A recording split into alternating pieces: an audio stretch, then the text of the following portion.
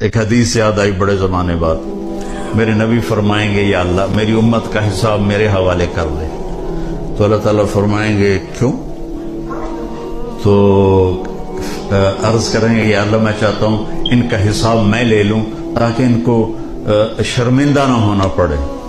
تو اللہ کہیں گے اگر آپ حساب لیں گے میرے محبوب تو آپ کے سامنے تو شرمندہ ہوں گے یہ، تو میں آپ کے حوالے بھی نہیں کروں گا، میں خود لوں گا اور پردے میں لوں گا. تو ایک پردہ حائل ہو جائے گا، ایک پردہ آ جائے گا اور اس کے پیچھے اللہ اس امت کا حساب لے گا، اچھا یا برا. پورے مجمع کو نہیں پتہ چلنے دے گا کہ کون اچھا کون برا.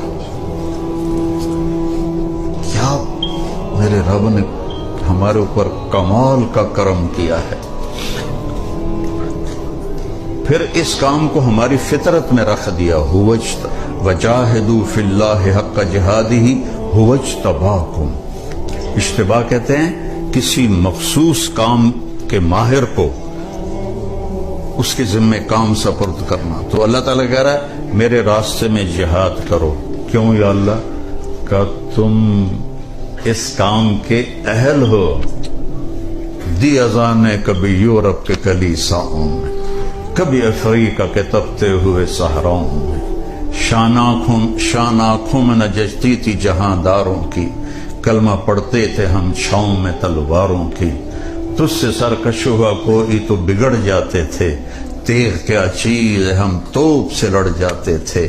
نقش توحید کا ہر دل پہ بٹھایا ہم نے، زیر خنجر بھی یہ پیغام سنایا ہم نے. یہ اس امت کی صفت ہے جو اقبال نے شکوہ میں بیان کی ہے. تو میرے عزیزو چھوٹی سی درخواست، مر جانا ہے. بڑی موت بیان کی لیکن بیٹے کی موت نے موت سمجھا دی. موت کیا چیز ہے؟ زندگی ہے یا کوئی طوفان ہے، ہم تو اس جینے کے ہاتھوں مر چلے. آتی جاتی سانس کا عالم نہ پوچھ، جیسے دوری دھار کا خنجر چلے.